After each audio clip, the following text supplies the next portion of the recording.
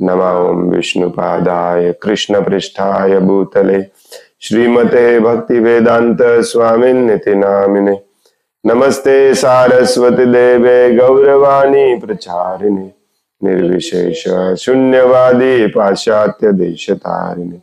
जय श्री कृष्ण चैतन्य प्रभु नित्यानंद श्री अद्वैत गदाधर श्रीवासादि गौर भक्त वृंद। हरे कृष्ण कृष्ण कृष्ण हरे हरे, हरे राम राम राम हरे हरे। मुखं करोति वाचालं पंगुं लंघयते गिरिं यत्कृपातमहं वन्दे श्रीगुरुं दीनतारिणम्। हरे कृष्ण। श्रीमद्भागवतम स्कंध 4 अध्याय 12 ध्रुव महाराजांचे भगवत धामागमन श्लोक नंबर 28।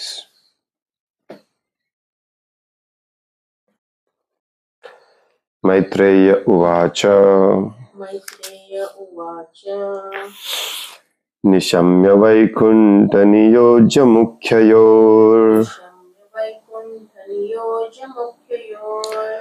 मधुच्युतं वाचमुरुक्रम प्रियः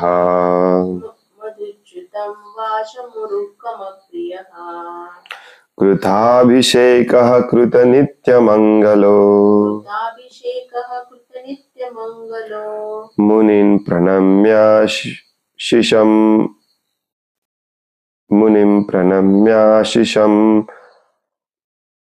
अभ्यवादयत्। मैत्रेय उवाच निशम्य वैकुंठ नियोज्य मुख्ययोर्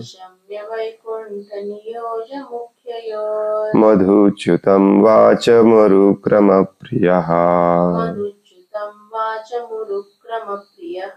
कृताभिषेकः कृतनित्यमङ्गलो मुनिं प्रणम्य शिशमभ्यवादयत्।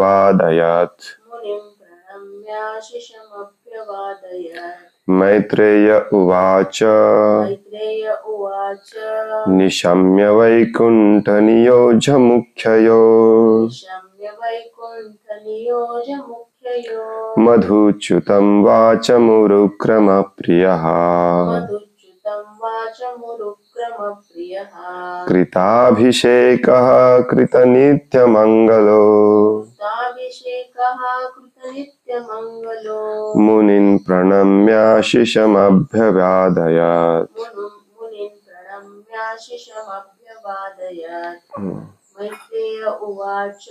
मैत्रेय उवाच निशम्य वैकुंठ नियोज्य मुख्ययोर् मधुच्युतं वाचमरुक्रम प्रियः कृताभिषेकः कृतनित्यमङ्गलो मुनिं प्रणम्य शिशमभ्यवादयत्। मैत्रेय उवाच महर्षि मैत्रेय म्हणाले निशम्य ऐकून वैकुंठ भगवंतांचे नियोज्य पार्षद मुख्ययो प्रमुखांचे मधुच्युतम मधाच्या धारेप्रमाणे वाचम शब्द उरुक्रम प्रियः भगवंतांना प्रिय असणारे ध्रुव महाराज कृत अभिषेकः पवित्र स्नान केले कृत केले नित्यमंगलः आपली दैनंदिन आध्यात्मिक कृत्ये मुनीन ऋषींना प्रणम्य प्रणाम करून आशिषम आशीर्वाद अभ्यवादयत स्वीकारले. भाषांतर आहे. महर्षी मैत्रेय पुढे म्हणाले, ध्रुव महाराज पुरुषोत्तम भगवंतांना अत्यंत प्रिय होते. त्यांनी वैकुंठातील भगवंतांच्या प्रमुख पार्षदांची मधुर वाणी ऐकली आणि त्वरित पवित्र स्नान केले. योग्य अलंकारांसह वस्त्रे परिधान केली आणि आपली दैनंदिन आध्यात्मिक कृत्ये पार पाडली. त्यानंतर त्यांनी तेथे उपस्थित असलेल्या श्रेष्ठ ऋषींना आदरपूर्वक प्रणाम केला आणि त्यांचे आशीर्वाद घेतले. इंटरेस्टिंग. ध्रुव महाराजांना भगवान श्रीकृष्णांनी विष्णूंनी स्वतःचे एकदम जवळचे निकटचे पार्षद पाठवलेत घेऊन यायला भगवत धामामध्ये. त्यांनी आपल्या सुंदर शब्दांमध्ये ध्रुव महाराजांना सांगितलं देखील की असं मी तुम्हाला भगवत धामात घेऊन जाण्यासाठी आलोय. ध्रुव महाराजांचा उद्देश पण तो होता, म्हणूनच त्यांनी घर सोडून नाही कुठे आले होते, बद्रिकाश्रम. बद्रिकाश्रम मध्ये येऊन त्या पद्धतीने ध्यान धारणा करत होते. आता समोर भगवंतांचे पार्षद उभे आहेत, उद्देश पूर्ण झालाय, तरी ध्रुव महाराज व्यवस्थित स्नान करतात, कपडे व्यवस्थित घालतात, आपली सगळी आध्यात्मिक क्रिया पूर्ण करतात. जे काही असेल आरती, जप. म्हणजे तुम्हाला भगवंत घ्यायला आले तर मग तुम्ही म्हणणार काय, थांबा एक माळ जप राहिले मग येतो. अतिशय सिन्सिअर, प्रामाणिक आणि ऑनेस्ट आणि सिरियस असावं लागतं भक्ताला.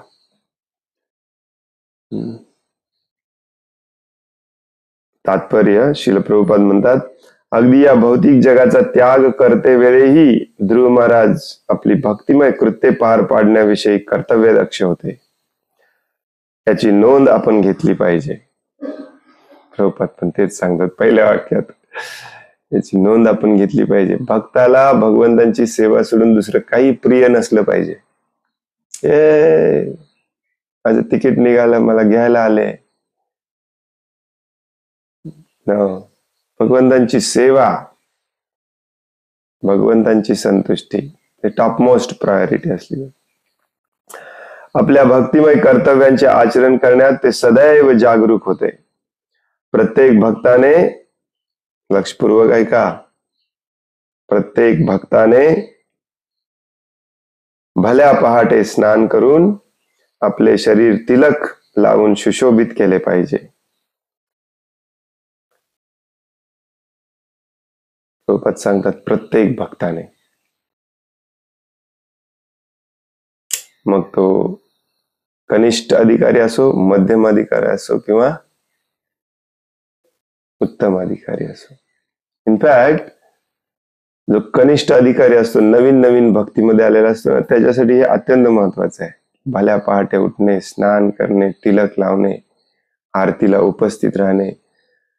कारण तात्विक दृष्ट्या ज्ञानावर आधारित भक्ती अजून तुमची सुरू झालेली नाहीये.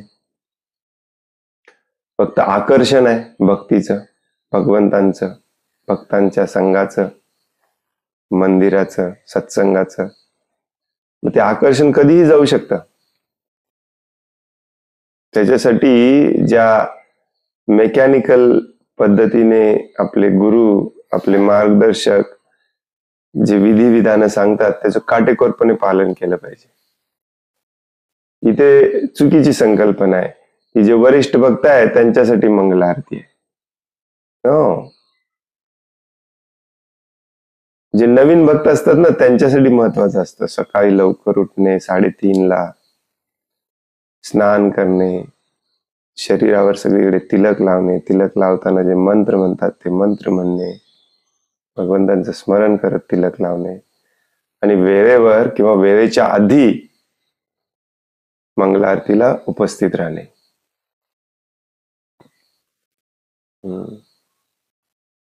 मंगल आरतीला उपस्थित राहण्याच्या आधी देखील महत्वाची गोष्ट प्रभुपाद सांगतात, म्हणजे भल्या पहाटे उठलं पाहिजे. पहाटे नाही, भल्या पहाटे. पहाटेचा अर्थ असतो आपल्याकडे 5-6 वाजता. 5 जनरली आपण म्हणतो 5 वाजता उठल्याला पहाटे उठणे म्हणतात. भल्या पहाटे म्हणजे काय? 1.5 तास, 5 वाजायच्या 1.5 तास आधी. म्हणजे किती झालं? 3:30.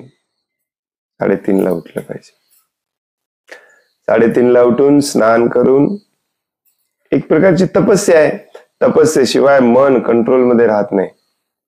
3:30 ला उठून स्नान करून तिलक लावून तयार होणे रोज केलं पाहिजे आपण, रोज.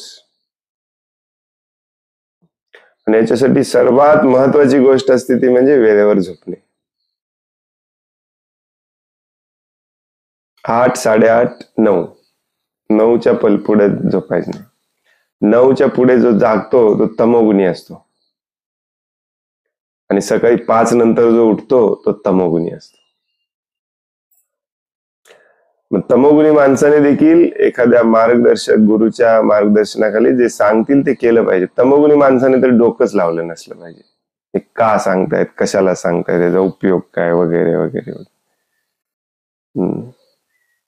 तेवढी अक्कल असती तर तुमचं तुम्ही उठला नसता, हो की नाही?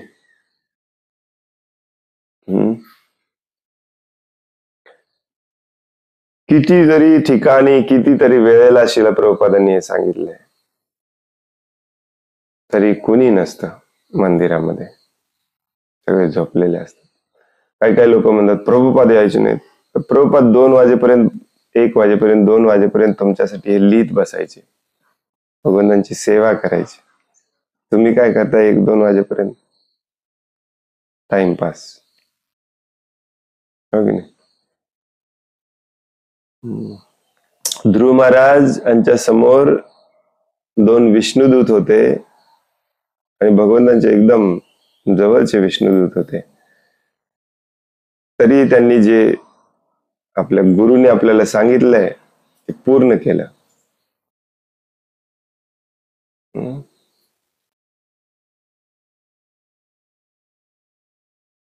नारद मुनींनी सांगितलेलं त्यांना, असं उठ, असं कर, असं असं असं असं असं कर.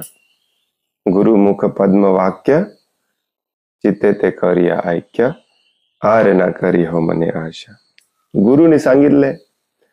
गुरुने सांगितलेलं असेल ना, भगवंतांनी त्याला म्हटलं की नको करू तरी केलं पाहिजे आपण.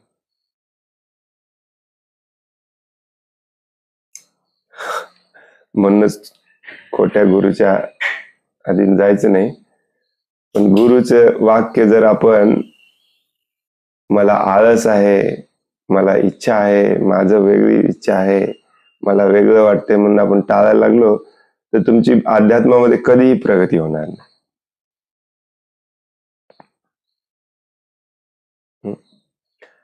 गुरु चुकीचं सांगत असेल तर गुरुला सोडून द्या. जसं अर्जुनला सांगितलं, द्रोणाचार्याला मारून टाक. परंतु गुरु मानलंय म्हणजे गुरुचं ऐकायला पाहिजे. भगवान विष्णूंचे दूत समोर असताना देखील जे गुरुने सांगितलं तेच केलं ध्रुव महाराजांनी, हो की नाही? आणि गुरु काय चुकीचं थोडीच सांगणार आहे तुम्हाला. सकाळी सकाळी लवकर उठायत काय चुकीचं आहे? तुमच्या तब्येतीसाठी पण चांगलं आहे, भौतिक दृष्ट्या पण ते चांगलं आहे. इतक्या खालच्या पातळीला गेलोय आपण या कलियुगामध्ये.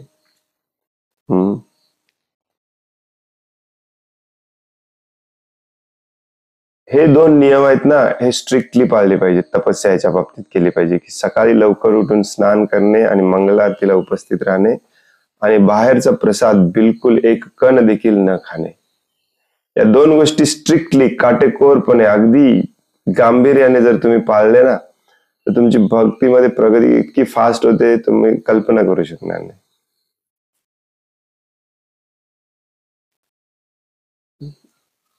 आणि ह्या एकदम साध्या सोप्या क्षुल्लक गोष्टी आहेत. बाकी काय तुम्हाला सोडायला सांगितलेलं नाही. प्रत्येक भक्ताने भल्या पहाटे स्नान करून आपले शरीर तिलक लावून सुशोभित केले पाहिजे. कलियुगामध्ये मनुष्याजवळ क्वचितच सोन्याचे अथवा रत्नांचे अलंकार असू शकतात, परंतु शरीरावर धारण करण्यात येणारी 12 तिलक चिन्हे शरीराच्या शुद्धीकरणासाठीचे पवित्र सुशोभीकरण म्हणून पुरेशी आहेत.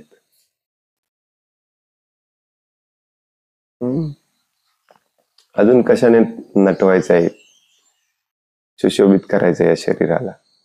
ज्या शरीरावरती तिलक नाही त्या शरीरावरती कितीही करोडो रुपयाचे तुम्ही दागिने आणि अलंकार घातले, प्रभुपाद म्हणतात ते माकडच आहे. प्रभुपाद एका ठिकाणी म्हणतात माकडाला कितीही लिपस्टिक लावा आणि महागातली महागली साडी नेसवा आणि सगळे अलंकार, हिरे रत्न सगळे अलंकार घाला, माकडच आहे. माकडाला तिलक लावला ना तो एकदम भक्त होतो. लहान मुलांना बघा, लहान मुलांना पूर्णपणे मुंडन करा, तिलक लावा, मागे शिखा ठेवा, धोती घाला, किती सुंदर दिसतात. फालतूचे टाईट जीन्स घालून येतात लहान 2 वर्षाच्या मुलांना, 3 वर्षाच्या मुलांना. जीन्स घालायची ती पण एकदम सुपर टाईट. काय करतोय आपण? त्याच्या आरोग्यासाठी पण किती खतरनाक आहे ते. 10 खिसे असलेले, इकडे एक खिसा, इकडे साईडला एक खिसा आहे. लहान मुलांना 2, 3, 4 वर्षाच्या मुलांना. ज्याच्याकडे पैसा आहे तो जातो ब्रँडेड घेऊन येतो, ब्रँडेड कपडे. एक शर्ट 5,000 रुपयाचा, लहान मुलांचा, 2 वर्षाच्या मुलाचा. ही सगळी थेर चालू आहेत आपली या शरीराला सजवून ठेवण्यासाठी. भक्तीमध्ये आल्यावर प्रभूजी मग शरीराला सजवायचं नाही, शरीराला सजवायचं भक्तीमध्ये पण, परंतु शरीराला भक्तीमध्ये सजवायचं गोपीचंदनने, तिलक लावून. तिलक लावून समाजामध्ये जायला आपल्याला लाज वाटते, जी आपली संस्कृती आहे.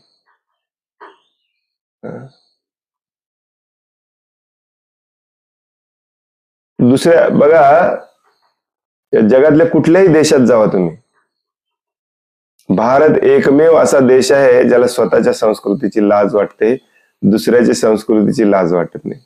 बाकी कुठल्याही देशात जावा, ऍक्च्युली तुम्ही, मी काही सगळीकडे गेलो नाही, मी एक 7-8 देशामध्ये गेलोय, मी बघितलेलं आहे की त्यांना बिलकुल त्यांच्या संस्कृतीची लाज वाटत नाही. उलट दुसऱ्याच्या संस्कृतीचं काहीतरी करायला त्यांना असं संकोच वाटतो, लाज वाटते. काय नवीन आहे? आपल्याला शर्ट पॅन्ट घातलेले, हेअरस्टाईल ठेवलेल्या लोकांमध्ये आपल्याला मुंडन करून तिलक लावून जायला आपल्याला लाज वाटते.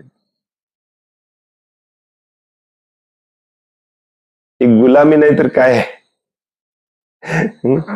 व्हॉलेंटरीली, स्वेच्छेने आपण गुलाम होऊन बसलोय. अरे बिंदास्त तिलक लावा, बिंदास्त मुंडन करा, बिंदास्त धोती कुर्ता घाला, कोण विचारणार आहे तुम्हाला? 4 लोक बघतील तुम्हाला. उलट 4 लोक तुमच्याकडे बघितले ना, तर भक्तीचा प्रचार आहे, तुम्हाला लाज वाटायचं काय कारण आहे? 4 लोक बघतील तुमच्याकडे, लगेच त्यांच्या डोक्यात येईल की हे हरे कृष्णवाला आहे. तोंडातून नाही म्हटलं तरी मनात तरी येईल त्याच्या हरे कृष्ण. भक्तीचा प्रचार आहे हा. एवढं प्रचार तुम्ही करू शकता ना. ठीक आहे, बाहेर जाऊन पुस्तक वितरण नाही करू शकत, लेक्चर नाही देऊ शकत, कोणाला समजावून नाही सांगू शकत, एवढा प्रचार तर तुम्ही करू शकता की नाही? काही लोकांना हे सांगितलं ना, लक्षपूर्वक ऐका जरा आता तुम्ही, मी बऱ्याच भक्तांना हे सांगितलं ना, तर उत्तर लय भारी देतात. प्रभूजी अजून आतून शुद्धता झाली नाही, हे बाह्य शुद्धता करायचं काय आपल्याला? एवढं बाहेरचं तरी कर, पहिल्यांदा आतलं बघूया नंतर. याचीच तयारी नाही तुझी. तुला ड्रेस बदलायचं होत नाही, तिलक घालायचं होत नाही. मनामध्ये असलेली आसक्ती, असलेली सवय, जी जी तुझी हॅबिट आहे, ती तुला वाटते आरामात सोडू शकशील?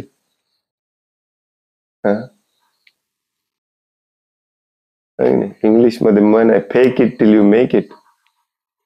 फेक फेक का होईना करा थोडे दिवस. आता हे रोज आपण बोलतो त्याच्या विरुद्ध आहे, मला माहिती आहे. परंतु जेव्हा अक्कल नसते ना, तेव्हा समोर जर सांगतो ते कृत्रिमरित्या मेकॅनिकली करायचं असतं. आपलीच प्रगती असते त्याच्यामध्ये. स्वतःची अक्कल पाजत बसायची कलियुगातल्या लोकांना सवय आहे. कारण इथे अहंकार एवढा मोठा आहे कलियुगामध्ये. जसं जसे युग बदलत जातात ना, तसा अहंकार मोठा होत जातो. कलियुगामध्ये खूप मोठा अहंकार लोकांना. हो, मला समजल्यावर मी करणार. आमच्या सत्संगला एक प्रभूजी यायचे अमेरिकेमध्ये. सत्संगच्या सुरुवातीला आम्ही सगळे मिळून जप करायचो. ज्यांच्याकडे जपमाळ नाही त्यांना आम्ही जपमाळ द्यायचो. ते प्रभू म्हणायचे मला गरज नाही, मी हातावरच करतो. जणू काही त्यांनी जपमाळ हातात घेतला तर उद्या दुसऱ्या दिवशी सूर्य पश्चिमेला उगवणार आहे. अरे काय फरक पडतो, एखादी छोटी मोठी गोष्ट तुम्हाला एक्सटर्नली करा म्हणून सांगितल्यावर अहंकार एवढा मोठा, मी काय करू. दोन्ही हाताच्या बोटावरती, असे हाताच्या बोटाला 3-3 पेरा असतात ना, त्याच्यावरती ते बोट धरून करायचे, हरे कृष्ण कृष्ण कृष्ण हरे हरे, हरे राम राम.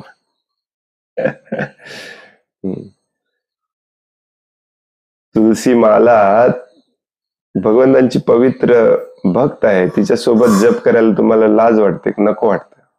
एवढा मोठा अहंकार आहे तुमचा. गुरु सांगतात करा, नाही.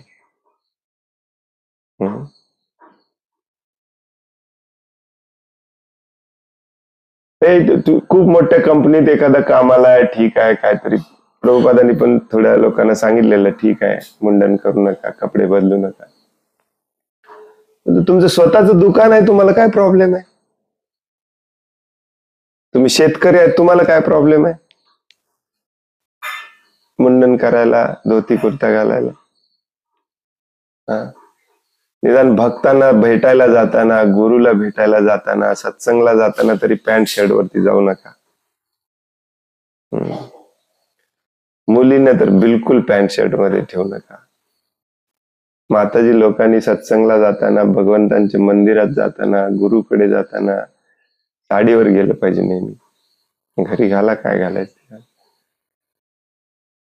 ज्यांचा आपण आदर करतो तिथे निदान दाखवलं पाहिजे, हो की नाही? खूप वाईट अवस्था आहे आपली भारतीय लोकांची. ते अमेरिकन रशियन लोक 2 दिवसात तयार होतात हे सगळं करायला. आपल्याला मात्र लाज वाटायला लागली. कशाची लाज वाटायला लागली? गल्लीतल्या आपल्या नातेवाईकांची. अरे बिनधास्तपणे त्यांना सांगा मी भगवान श्रीकृष्णांचा भक्त आहे. काय प्रॉब्लेम आहे तुम्हाला सांगायला? मी भगवान श्रीकृष्णांचा भक्त आहे. हसतील 4 दिवस आणि काय होणार आहे? 5व्या दिवशी हसणार नाहीत. 5व्या दिवशी मनातल्या मनात म्हणतील हा भगवान श्रीकृष्णांचा भक्त आहे. उपहासाने, अवज्ञेने का म्हणेनात, भगवंतांचे नाव तरी घेतील. हे काटेकोरपणे केलं पाहिजे.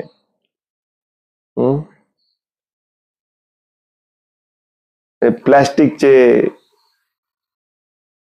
दागिने घालायचं पहिल्यांदा बंद करा माताजी लोकांनी. घालायचं असेल तर सोन्याचं घाला, नाही तर टाकून द्या. प्लास्टिकचे दागिने कशाला घालायचे? पण काय पटत नाही माताजी लोकांनी. सांगून सांगून दमलो आम्ही पण. प्रभुपाद म्हणतात कलियुगामध्ये मनुष्याजवळ क्वचितच सोन्याचे अथवा रत्नाचे अलंकार असू शकतात. परंतु भक्तासाठी दगड काय आणि सोनं काय सेम असतं. भगवद्गीतेत भगवंत म्हणतात, हो. आपण रिसेंटली वाचलं 7व्या अध्यायामध्ये. भक्तासाठी 7व्या अध्यायाच आहे ना, भक्तासाठी दगड काय सोनं काय सेमच आहे.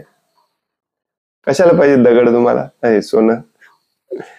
तिलक लावल्यावरती जे सौंदर्य आहे हम्म.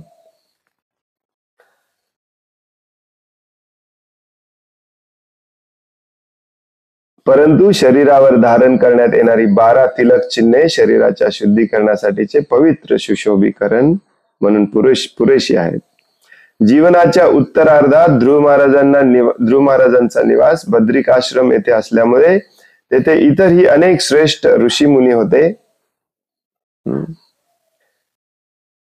पवित्र तीर्थस्थळ आहे, त्यामुळे ध्रुव महाराज एकटे नव्हते तिथे.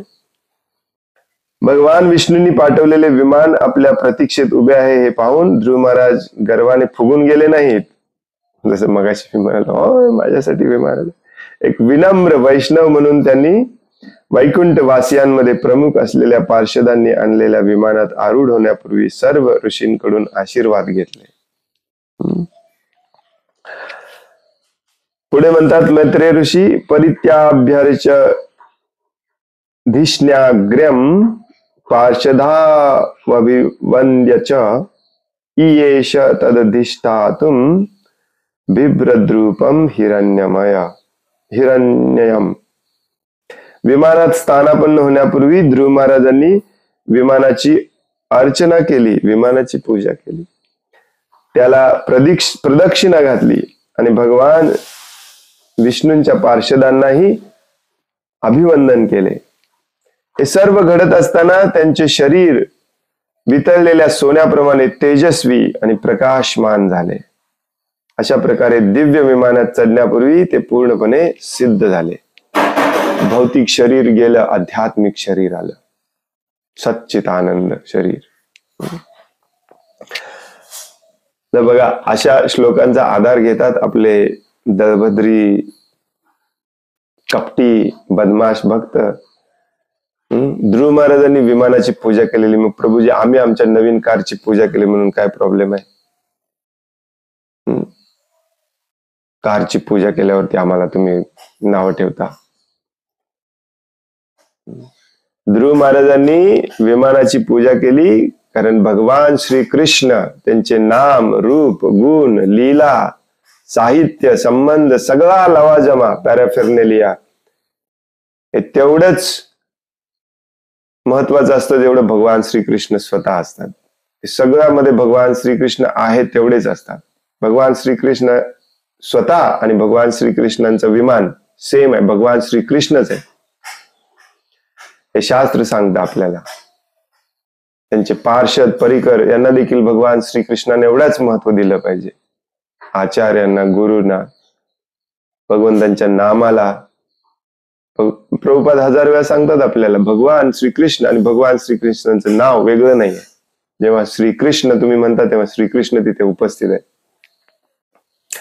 आता हे त्यालाच दिसणार किंवा हे त्यालाच त्याची जाणीव होणार जो पूर्णपणे भगवंतांना शरण गेलेला आहे. जसं आपण वाचलं की विमान फक्त ध्रुव महाराजांना दिसत होतं, बाकी कोणाला दिसत नव्हतं. ध्रुव महाराज भगवंतांचे शुद्ध भक्त होते, त्यांना माहिती होतं हे विमान आणि भगवान श्रीकृष्ण वेगळे नाही आहेत. विमानाची पूजा केली त्यांनी. तुम्ही पण तुमची गाडी आहे ना 24 तास भगवंतांच्या सेवेत वापरणार असाल तर तुमच्या गाडीची पूजा करा, भगवान श्रीकृष्णच आहे. तात्पर्य, आध्यात्मिक जगतामध्ये विमान, श्री विष्णूंचे पार्षद आणि स्वतः भगवान श्री विष्णू हे सर्व आध्यात्मिक असतात. येथे यत्किंचितही भौतिक प्रदूषण नसते. गुणात्मक दृष्ट्या तेथील सर्व काही एकरूप असते. जसे भगवान विष्णू आराध्य आहेत तसेच त्यांचे सहचर, त्यांची साज सामग्री, त्यांचे विमान, त्यांचे निवासस्थान ही आराध्य आहे. सगळं काही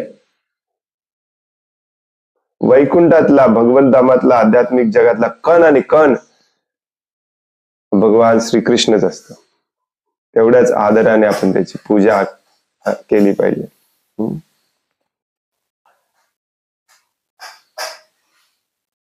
कारण श्री विष्णूंशी संबंधित असणारी प्रत्येक गोष्ट ही स्वतः श्री विष्णूं समानच आहे.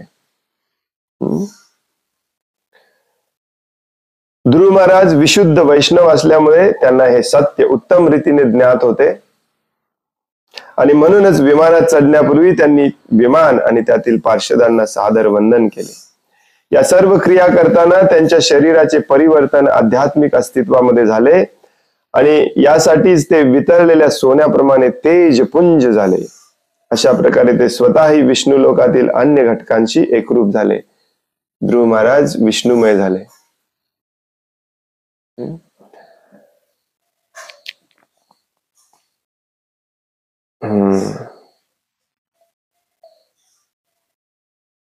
हे आपल्या बऱ्याच भक्तांना अजूनही पटलेलं नाही. जोपर्यंत आपण प्रत्येक इथे या भौतिक जगामध्ये देखील आपण हजार वेळा ऐकलेलं आहे, कणा कणामध्ये भगवंत आहेत, पाना फुलामध्ये भगवंत आहेत, अणु रेणूमध्ये भगवंत आहेत. हे जर तुम्हाला पटलं नसेल, हे जर ज्ञात नसेल आणि त्याप्रमाणे तुमचं आचरण बदललेलं नसेल, तुम्ही कसे भक्त होऊ शकता? दुसऱ्यांचं शोषण करणे, दुसऱ्यांचा अनादर करणे, द्वेष करणे, या भौतिक जगात पण केलं नसलं पाहिजे. आध्यात्मिक जगात तर सगळं काही भगवंतच आहे. सगळ्यांना भगवंतां समान आदर दिला पाहिजे.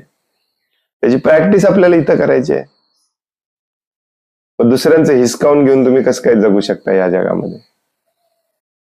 ते पण भगवंतांचं रूप आहे. दुसऱ्यांचं शोषण करून तुमचं बँक बॅलन्स कसं काय तुम्ही वाढवू शकता? ते पण भगवंतांचे रूप आहेत.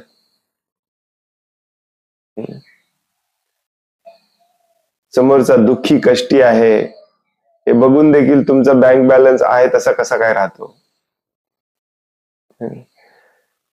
याच्यात सुख असतं. परंतु जोपर्यंत आपण स्वतःचा विचार करणार, स्वतःचा साठवायचा विचार करणार, संग्रह करणार, प्रयास करणार, तोपर्यंत आपण भक्त होऊच शकत नाही. हे सगळ्या एक्सटर्नल गोष्टी करत राहणार आपण फक्त. थोडं ते वाटतं.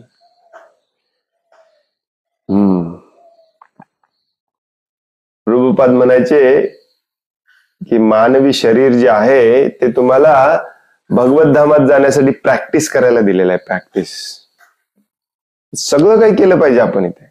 तिथं गेल्यावरच करतो असं नाही. इथे सगळ्यांना आदर द्यायला आपण शिकलं पाहिजे. कणा कणाला, मातीला, शेणाला, सगळ्याला. इथे धोती घालायची प्रॅक्टिस केली पाहिजे. तिकडे पॅन्ट शर्ट नाही आहे, जीन्स मिळतच नाही वैकुंठ लोकांमध्ये. मागितला तरी मिळत नाही. इथे तिलक लावायची प्रॅक्टिस करायची. मग तिकडे परफेक्ट होणार, हो की नाही? अपार विविधतेमध्येही असे एकरूपत्व कशा पद्धतीने प्राप्त करता येते याची कल्पना मायावादी तत्वज्ञानी करू शकत नाही. मायावादी लोकांचं तत्वज्ञान काय असतं? विविधता नाही, व्हरायटी नाही, सगळं एक करून टाकणे. हुस, एकमेकात मिक्स झालं, एक झालं, अस्तित्व संपलं. द्वैतवादामध्ये हे व्हरायटीला महत्व दिलेलं आहे. व्हरायटी म्हणजे काय? जसं भगवान श्रीकृष्ण दुसऱ्या अध्यायामध्ये अर्जुनाला सांगतात की असा एकही काळ नव्हता जेव्हा तू नव्हतास, मी नव्हतो आणि हे सगळे नव्हते. हे सगळे सेपरेटलीच राहणार. त्यांचे गुण, त्यांचं व्यक्तिमत्व, त्यांना आवडणारा कलर, त्यांना आवडणारे वस्तू सगळं सेपरेटच राहणार, संपणार नाही. मायावादी लोकांचं हे तत्वज्ञान असतं की सगळं संपूर्ण एकरूप होणार. परंतु इथे पण एकरूप व्हायचं आहे, पण कसं? गुणांनी. भगवंतांचे सगळे गुण आपल्या शरीरामध्ये आले पाहिजेत. मग आपलं शरीर देखील आध्यात्मिक होतं, तेजपुंज होतं. त्याला अशा या गोष्टीला एकरूपत्व म्हटलेलं आहे. ध्रुव महाराज चमचमीत झाले, प्रकाशित झाले, जसं काही मूवीज मध्ये वगैरे दाखवतात ना, एकदम तेजोमय झाले आणि भुस्कन भगवंतांमध्ये विलीन होऊन संपले आणि एकच परत तेजोमय गोळा झाला, असं नाही. ध्रुव महाराज तेजोमय वेगळेच राहतात, भगवंत तेजोमय वेगळेच राहतात. विविधतेचे मुळीच अस्तित्व नसते, ही त्यांची एकरूपत्वाविषयीची संकल्पना असते मायावाद्यांची. म्हणूनच ते निराकारवादी होतात. शिशुमार, विष्णुलोक किंवा ध्रुवलोक हे या प्राकृतिक जगतापासून जसे पूर्णपणे भिन्न आहेत, तसेच या जगातील विष्णू मंदिर देखील प्राकृतिक जगतापासून पूर्णतः भिन्न आहे. भगवंतांच्या मंदिरात जाता क्षणीच आपण जाणले पाहिजे की आपण भौतिक जगापेक्षा निराळ्या ठिकाणी स्थिरावलो आहोत. मंदिरामध्ये भगवान विष्णू, त्यांचे सिंहासन, त्यांचा गाभारा, त्यांच्या आणि मंदिराशी संबंधित सर्व गोष्टी दिव्य असतात. सत्व, रज आणि तम या त्रिगुणांना मंदिरात प्रवेश नसतो.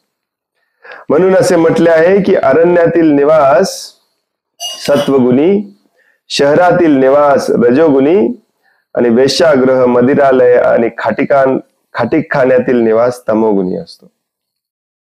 तथापि मंदिरात निवास करणे म्हणजे वैकुंठ लोकात निवास करणे होय. मंदिरातील प्रत्येक गोष्ट भगवान विष्णू आणि श्रीकृष्णाने इतकीच पूजनीय आहे.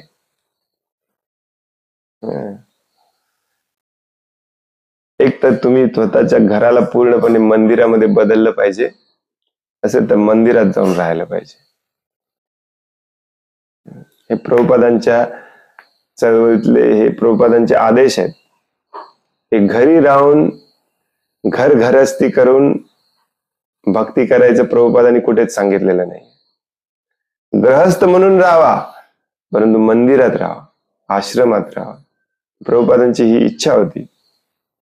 फार्म कम्युनिटी वगैरे निर्माण करणे, सदैव भक्तांच्या संघामध्ये राहणे, शुद्ध सत्व गुणाचं वातावरण असतं. वातावरण जर चांगलं नसेल तर तुम्ही जप कसं करू शकणार? काही लोकांना वाटतं की जप करायला सांगितलंय प्रभुपादांनी. जप करायला सांगितलंय, पण जसं प्रभुपाद ते म्हणतात की शहर रजोगुणी आहे. शहरात राहणे रजोगुणी लोकांचंच काम आहे. तुम्ही जप कसं करणार मग?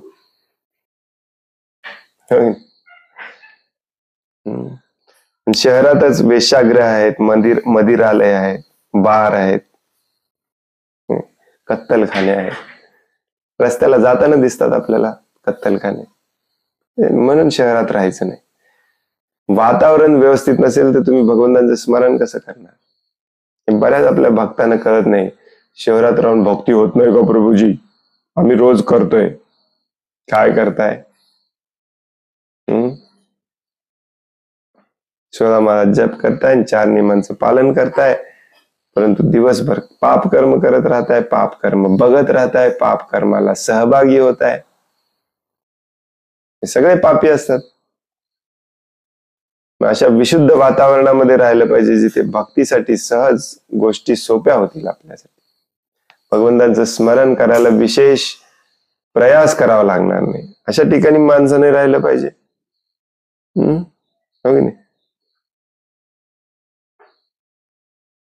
प्रभुपाद तरी ते सांगतायत की मंदिर किंवा आश्रम अशा गोष्टी या भौतिक जगामध्ये जरी असल्या तरी त्या भगवत धामातल्याच असतात, जिथे प्रत्येक गोष्ट दिव्य असते, या भौतिक नसते. आता काही लोक मग प्रश्न विचारतात मला, प्रभूजी असं असेल तर मग तुमचे मंदिरातले भक्त इतके कपटी, इंद्रिय तृप्तीला बळी गेलेले कसे काय आहेत? हे जे आदेश, उपदेश, निर्देश आहेत हे तुम्हाला नाही आहेत, त्यांना पण आहेत. त्यांनी पण हे रोज वाचलं पाहिजे आणि बदललं पाहिजे. ते न बदलत नाहीत, त्याला काय करायचं आता? ते बदमाश आहेत, कपटी आहेत, दुसऱ्या भक्तांचं शोषण करतात, अतिशय निंद्य वाईट कृत्य करतात. म्हणून मंदिर प्रदूषित होत नाही, ते प्रदूषित होतात, ते तसेच राहतात. आता तुम्ही जेव्हा मंदिरात जातात तुम्ही धुतल्या तांदळासारखे असता का? तुम्ही पण प्रदूषितच आहे ना. परंतु मंदिरात गेल्यावरच एक प्रकारची वेगळी संतुष्टी मिळते. बाहेर आले की परत तुम्ही असंतुष्ट होता, प्रदूषित होता, पापी होता. तसेच तिथे राहणारे देखील अजून शुद्ध होणार आहेत, व्हायचा प्रयत्न करतायत. ऑफकोर्स वर्णाश्रमाचं जर आपण पालन केलं तर त्यांना दंड दिलं पाहिजे, परंतु वर्णाश्रमाचं आपण पालन करत नाही. भगवान श्रीकृष्ण आणि त्यांचे प्रतिनिधी भक्ती विनोद ठाकूर, भक्ती सिद्धांत सरस्वती ठाकूर, श्रील प्रभुपाद यांनी आपल्याला स्ट्रिक्टली सांगितले की वर्णाश्रमाचं पुन्हा पालन करा, परंतु आपण करत नाही. त्यामुळे मंदिरामध्ये जे ब्राह्मण म्हणून मिरवतात ते ऍक्च्युली आहेत शूद्र.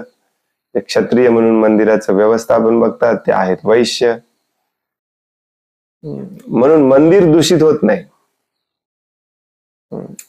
भगवंतांचं निवासस्थान इतकं शुद्ध असतं की जगभरातली सगळी मल तिथे आणून टाकली तरी ते दूषित होत नाही.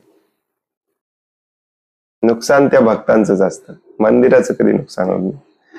त्यामुळे बऱ्याचदा तुम्ही ऐकलं असेल की मंदिरात तुम्ही जायला काही हरकत नाही. भले तुमच्या तिथल्या भक्तांशी पटत नसेल, तुम्हाला तिथलं पॉलिटिक्स आवडत नसेल, भले तिथले 100% सगळे तसले असतील, तरी तुम्ही मंदिराला गेलं पाहिजे, कारण तिथे भगवंतांचा निवास आहे. मन कठोर करा, त्यांच्याशी संग करू नका, परंतु मंदिरात जायला काय प्रॉब्लेम आहे. असे बरेच केसेस आहेत. जर तुम्ही त्यांना सुधारवायचा प्रयत्न केला, त्यांची तक्रार केली, तर तुम्हाला मंदिरात एंट्री बॅन केली जाते. नो प्रॉब्लेम, बाहेरून दर्शन घ्या. का? कारण ते पवित्र स्थान आहे, तिथे भगवान श्रीकृष्णांची प्राण प्रतिष्ठापना झालेली आहे. Very important. आणि पुढचा मुद्दा प्रभुपाद सांगतात ते लक्षात ठेवा. शहरी वातावरण हे रजोगुणी आहे. किती वेळा सांगायचं प्रभुपादांनी, शहरात राहू नका, शहरात राहू नका, शहरात राहू नका. आजकाल गावं राहिलेली नाहीत, गाव पण रजोगुणीच झालेत. नावासाठी गाव आहेत. गावाला आता डांबरी रस्ते आहेत, 5G कनेक्शन आहे, हो की नाही, टीव्ही आहे, मोबाईल आहे, सगळं आहे. त्यामुळे शहर आणि गावात काही फरक राहिलेला नाही. गावं पण रजोगुणीच आहेत. तुम्ही असं समजू नका प्रभूजी मी शहरात राहत नाही, मी गावात राहतो.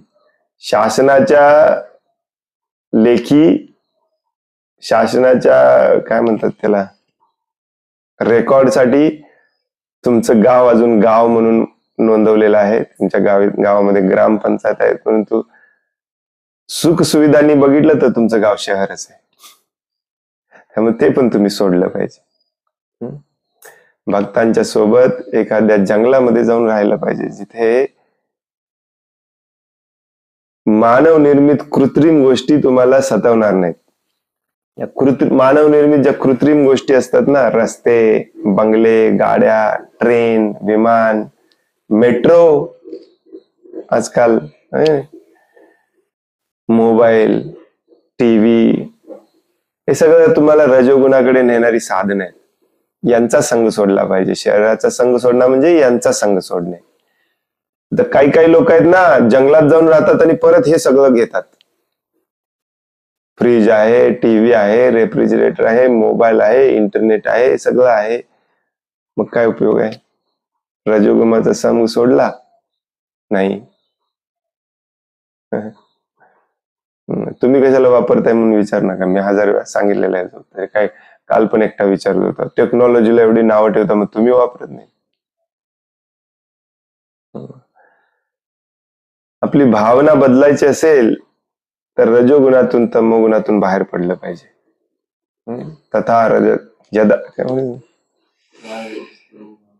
तथा रजस्तमो भाव काम लोभादयश्चये चेतयेत अनावृद्धिर सतम सत्वे प्रसिद्धती. सतम सत्वे प्रसिद्ध.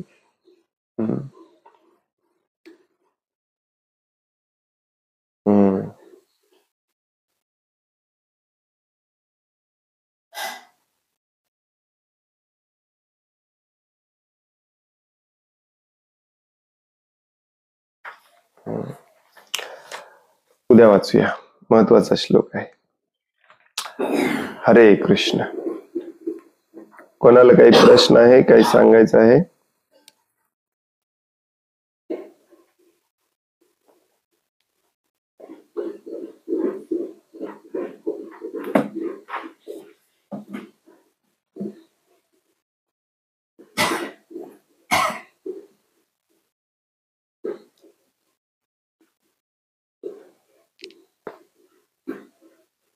कोण कोण उद्यापासून पॅन्ट शर्ट सोडणार?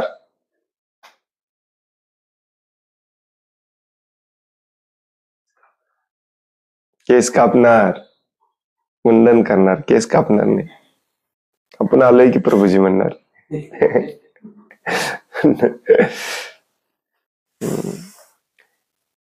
हे वैष्णवांचे अलंकार आहेत, लक्षात ठेवा. खूप खूप धन्यवाद. वांछा कल्पतरुभ्यश्च कृपा सिंधुभ्य एव च पतितानां पावनेभ्यो वैष्णवेभ्यो नमो नमः. अनंत कोटि वैष्णव वृंद की जय. वैष्णव ठाकुर श्रील प्रभुपाद की जय. ग्रंथराज श्रीमद् भागवतम की जय.